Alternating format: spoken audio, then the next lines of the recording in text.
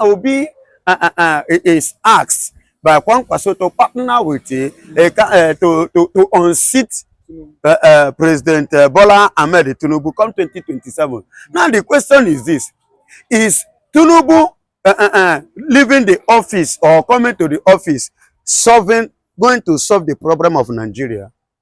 That is the question I want to know. Unseating Tinubu, will it stop the killing in Nigeria? Will it stop the negligence in Nigeria? Will it stop the marginalization in Nigeria? Will it stop the stealing in Nigeria? Will it stop the corruption in Nigeria? Will it stop uneducation in Nigeria? Will it stop the tribalism that have killed this country? I want to know. Now, you want to unseat Tinubu. You want to collide with Kwanwanso. Kwanwanso now calling him, oh yeah, let's partner together. If you partner together, please, you are partnering together to remove Tinubu, or you are partnering together to make Nigeria a good nation. Are you partnering together with Obi in order to make Nigeria great again? To recognize the citizens and the citizens' rights, to respect the Constitution, to respect the humanity and the human right. Do you want to partner with Obi so that a cow will not be more important than human being in Nigeria? I want to know, is Tinubu actually the problem of Nigeria? No. Is Tinubu actually the problem of this country? Listen to me. The partnering of Obi and Kwanwanso, they are calling on him for partnership. You partner to unseat Tinubu. Abi, you don't want Tinubu to continue. Good and fine. After all, Tinubu now is giving us pains. For example, good and fine, no problem about that. But what is in your mind? What is the major reason why you want to unseat Tinubu? It's not about unseating Tinubu is the issue. It's not about pursuing Tinubu out of Aso Rock is the issue. It's not about you ascending the position of presidency, to make sure that another party take over Nigeria. Is not the issue. The issue remain. After you pursue Tinubu, will Nigeria work again? What next? What is in the agenda? What is in your plan? What is your purpose of pursuing Tinubu? What do you intend to achieve after you pursue Tinubu? That is the major thing. And what will Nigerians stand to gain after chasing Tinubu away and you ascend the throne? That is the question. It's not about 2027, we must unseat Tinubu. It's not the issue. The issue remains. What will I that is even talking to you? What are my chances as a citizen of Nigeria, of this country? For example, now, what will Nigerians benefit? What will be of their take, of their own stand, if you unseat Tinubu? Will our education function again? Will our children go to school again? Are they not going to be kidnapped? Are they not going to be raped? Are they not going to be married by force? These are the things we should put in consideration. And another thing, in the market-wise, in the cost of food, how are you going to manage it? How are you going to treat people? In terms of petroleum, how are you going to do it? What is the price? How are you going to manage it so that the masses will be a little bit relieved in time? Because the high cost of petroleum make the cost of food high. You understand? Well, they were selling like 2 naira, 100 naira last year because of the cost of the petroleum. You know how much they are selling it today? Something of 100 naira last year. You cannot buy 500 now. You are holding 1,000. I remember during as at last year, before Tinubu take over, you know how much was pint of rice, pint of beans, bag of rice. Although even as at that time, we are still crying. We were crying that things are not one. That is not how it's supposed to be. That Jonathan time it was 7,500, 8,000. You understand? Now Tinubu has come and everybody was like, okay, oh, there will be hope. Instead of hope, now hopeless. So it turned to hopeless. Now you that is pointing finger against Tinubu to remove Tinubu for you to come up. I'm referring to Kwanwanso and Obi coming together now. You understand? Merging together to unseat Tinubu. Then in 2027, if eventually you succeeded in pursuing Tinubu and you people taking over, what is my chances? What am I going to gain? Profit as a citizen of this country? What are the Nigerian youths going to gain? What are their chances? Our old women, our children's school, academic should be the #1 priority. What about those ones? Is it going to be put into consideration? What about our agriculture? What about the border? Are you going to kind of, think of the citizen first, or are you going to think of yourself first, as usual? The money, the people, all the politicians that have ruled this country, that have rooted our money, and they have converted it to their own personal pocket, and they have sent their children to overseas to go and have a good education, and they forgot that those education over there was made by human beings too. The man make that thing big like that. But to you in Nigeria, instead of you to make it like that, you people are busy killing it. I am not surprised. Do you know why? Because when uneducated ascend the throne, definitely there is every tendency of killing education.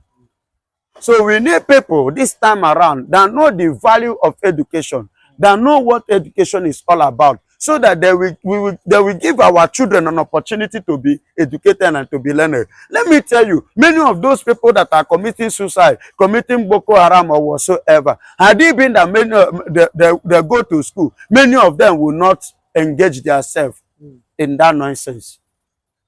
Especially those little girls, those little women.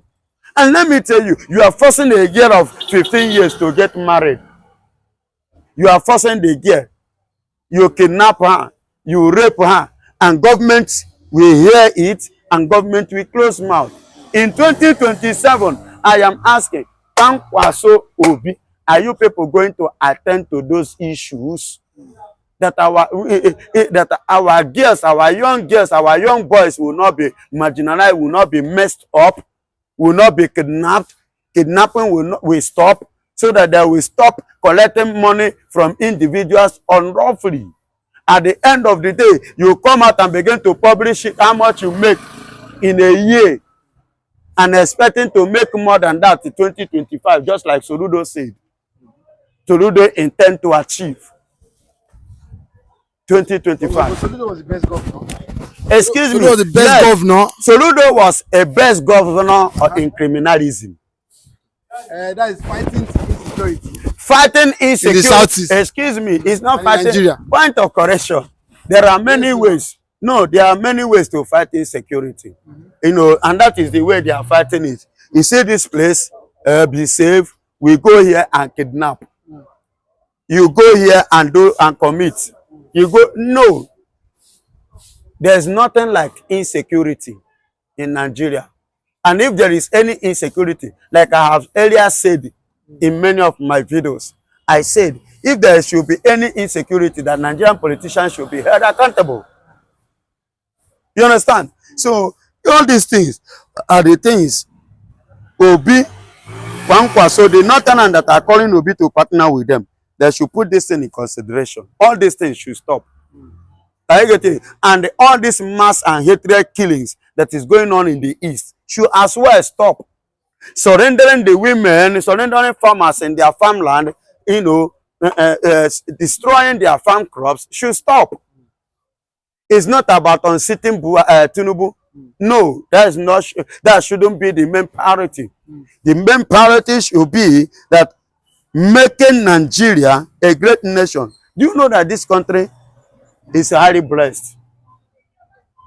I bet you this country called Nigeria is highly blessed by God Almighty. And that is why if I go to any church and you cannot see me in my pulpit stand up and say, let's pray for Nigeria, I don't do that, because I'm not a fan. I've grown. What else do you want God to do for Nigeria that he has not given us? God has given Nigeria everything. Even what God has given to Nigeria, America did not have it. It's just that we are having a bad leader, bad management. And that is why Nigeria is going the way it's going. America did not have anything to compare Nigeria. But it's just that we don't have good leaders, quality leaders. The people that bad leadership. We don't have people that know what it takes to have this kind of resources and manage it well. Who tell you that Donald Trump will not even ask for Nigerian visa? Who tell you that? Who tell you that Putin will not see for our visa if we manage what we have very well and make this country great? With what God has blessed us with. If you manage it and do this country well, Donald Trump will look for Nigerian visa. Putin will seek for our help.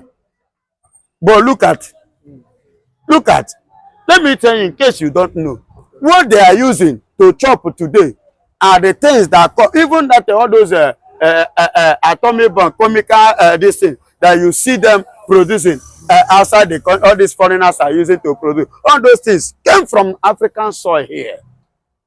70% of it is from Africa here. They came to collect it. And they use it to develop their own houses and remain African in poverty, undeveloped. For how long? So these are the things that our leaders should start to think of. Okay. Let me ask this question. Now we've seen the northern leaders, the likes of Bala Mohammed, the Bauchi governor, and I think that we've seen Arewa. You know, I think there's a disparity between them supporting Tinubu. We've seen Bala Mohammed, you know, we've seen Udume come out to criticize Tinubu, and we've seen Arewa now coming out to say that they are ready to support Tinubu in 2027. Do you not think there's a confusion between, you know, the Fulanis? Yes, now, you know, this is a politics and this is game. You know, the angle I'm seeing how it was now is the angle of when they are hungry, they cry out. When food is given to them, they will stop crying. So probably Mr. President are giving them food. You understand? Now they don't chop belly food. That's why they started supporting Mr. President. The time that we are crying was the time that Mr. President ignored them. So there is a serious confusion among the Arewa. They don't really know what they want. And they don't really know what they need. So that's just it. So when you give them the job, they will support you. But whereby you do not give them to eat, so they will criticize you. So they don't have a stand. They don't have a stand. So these people have been ruling. My brother, how old is Nigeria? 60-something years. But only the Fulanis have ruled Nigeria for like 40 and above. I stand to be corrected anyway. But I am vividly sure that they have ruled Nigeria for like 40 years plus. Then what has come out of it? They have been ruling for 40 years, the Fulanis. What has come out of it? That is to tell you, education is very, very important. So in Nigeria, we need people that are educated, that know the value of life, that know the value of education, that are exposed as well. You understand? It is very, very important if they want this country to move forward. And it is the high time that the Nigerian leaders should stop looking up to the Oyibos. They should stop looking up to Trump. And they should stop looking up to Russian President Putin. They should stop looking up to the British. Now, before it was a queen. Now, it has become Charles, King Charles. They should stop looking up to this man called Macron of France. They should start building with what God has given to them and have their own alliance and stand with what God has blessed them with and use it to develop their country. And God will bless us. Finland must back out. And their backing out is not a news or surprise to me. Did you know why? When the two giants come together, imagine Russia and America. And let me tell you, the man that is the president of America today is Mr. No Nonsense. Imagine Somebody in his inauguration, he did not invite anybody from Africa. The only people he recognized was Biafra. Are you getting it? And let me tell you again, the relationship between Putin and Donald Trump is so strong that two of them can agree on anything, and anything two of them agree, I don't see anybody going against it. Because if you say you are a BRICS, Putin is not one of them number one in BRICS. When you talk of NATO, America is number one. Currently now, Donald Trump is the president. They are number one now in NATO. Coupled with the small but mighty Benjamin Netanyahu, only one that conquers millions. Now they are giving their full support, full agreement, full energy to make sure that what pertains to Biafra, you know, no wonder it was only Biafran people was invited in that inauguration from the Africa, and these people, what Ambazonia, Lucas. You understand? You know, when I was watching, I was wondering, I was imagining, why is it that even our president Tinubu was not there and was not even invited as a giant of Africa, as we call ourselves or as we regard ourselves? Do you see that Africa have lost their image, their integrity? You understand? So no wonder these people have come now. These people will invite for this inauguration. I have to look into the matter now. These people are invited to this inauguration of a thing pertaining to Finland case with the Biafra that involve the detention and the delay and the freedom of Simon Ekpan in Finland based on Nigerian agreement with Finland. You understand? That made them to even delay. I could remember some days ago, Ngozi Orabueze came outside and voiced out, why you people are still delaying this man? Because he has met up the requirement, everything, that you do not find anything against him. Why are you still delaying? Why are you still holding him? You understand? So, and I believe that was the reason why these men, Donald Trump and Putin, coming together now to look into that matter. What is Finland actually trying to do? And let me tell you, Donald Trump in the first place and Putin, you know, they don't like, especially the Nigerian system of government. They don't like the way. I could remember when Buhari was there, you know, when the Ukraine-Russia war started, when Buhari make a comment, Putin gave him a serious warning that if this is not Africa, shut up your mouth. If you do talk, I will deal with you.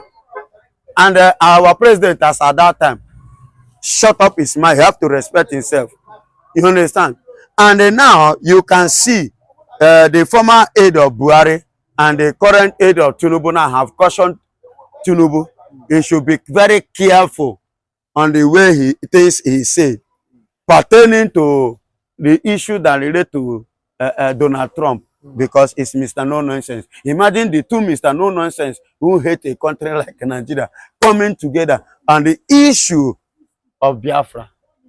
Definitely, Finland must back out. They must back out from every agreement they have reached with Nigeria because of Simon Ekpan. In order to delay and in order to detain him the more, in order to keep him, in order to violate his rights. And let me tell you, you cannot violate somebody's right under the EU, European Union, even under NATO, which the British are involved. You understand? You don't violate people's rights, which the Finland too belong. EU, even under NATO too, Finland too, they joined NATO 2021. So based on these two parties now, which they are involved and they enjoy, they know that they are part of it. So you must not violate human rights. So they must not support or partner with Nigeria to violate people's rights. So that's why both of them are coming now, smoking, trying to tell them they should deal with that matter decisively the way it should, not in the way Nigeria wants it. Irrespective of whatsoever they stand to get from Nigeria, they must not violate its fundamental rights. So they must not. So definitely, definitely Finland need to back out. But what do you think could be wrong as regards is delay? You know, Samonekpa's delay. You know, them. You know, Finland. Yes, no, Because since the other 6 person have been freed, so have what? been freed, yes. So what do you think is keeping him in the dark and in the, what I call it, the dungeon or the? I have two things here. Number one, the same thing that is scaring them is the same thing that is scaring Nigeria in the case of Mazi Nnamdi Kanu. This kind of continue. They are scared. They are very, very scared of him. Why did I say so? Because they have seen what he has been able to achieve within the space of some months. And nobody knows if he should be given that opportunity again, allow him, free him now. You don't know how he will do. They are scared of it. And likewise, what is playing against Mazi Nnamdi Kanu in Nigeria here, why they don't want to free him? He didn't commit crime. You understand? They knows that he didn't commit crime. He has not gone against the constitution. But they are scared that if person like this, if they should free him, remember what the Northern say, that once you free Mazi Nnamdi Kanu, because the other one say once you free Mazi Nnamdi Kanu, you have free the Igbos. So likewise, freeing Simon Ekpan will definitely scatter everything that Nigeria has spent or which they have given to Finland, or the relationship they have, their loss which they are trying to build or they have built that warranted their foreign minister, the ambassador, to visit Nigeria. Are you getting it? So all those things will automatically cut off. Because Simon Ekpan is not ready and is not willing, and he can never come and do what? To partner with the criminals. To partner with the people that don't have value to humanity. To partner with people that don't have respect to their citizens, even to their constitution. So that's why he stood firm to make sure that Biafra stand. He stood firm. He refused to collect anything, any dime from Nigerian government to make sure that Nigeria is Nigeria freed the Biafrans, and the Biafrans is totally and completely free from the marginalization of Nigeria. You understand? So, now they are looking at it in the angle of this woman is going diplomatically. But as soon as Simon Ekpan come outside, Simon Ekpan is a man of action. And he's a man that is ready. If you say, let's go into a kind of violence or into a kind of any system you want, he's the type that is ready for it. And many people, all those military powers, military backup, military strength, military ability that that will stand or are preparing already, promising to support him. They were doing that because of him, because he uses his military way to link with them. That they are love this. You understand me?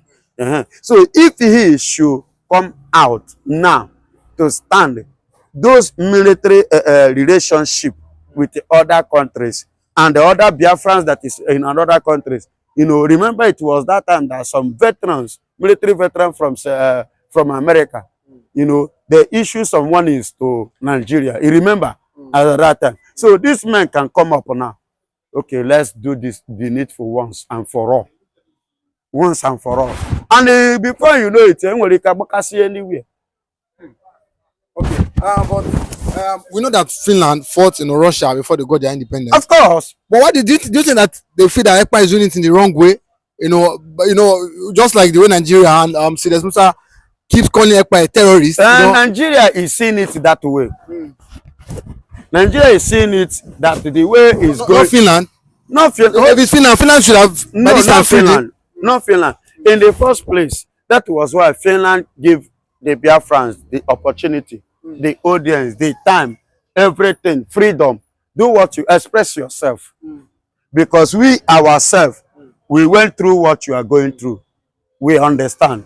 You understand? So the game you see Finland playing now is a kind of based on the threat that come from EU on that axis. So, and they themselves now, they are not seeing it as a wrong thing, but they are seeing it, okay, they must follow it the way it should, so that they themselves will not be accused of anything or under EU be held accountable for anything against the law and against their own law. So that when the time comes, they will bring out every data to prove to everybody in the world that they did the clean job and they have done it done and dusted concerning this man, concerning what you have said about him. Do you understand? So that's why they are still doing it, playing it a kind of politics now to hold on. But there will be a time that we hold him and reach, just like as these men have come out, they will free the young man.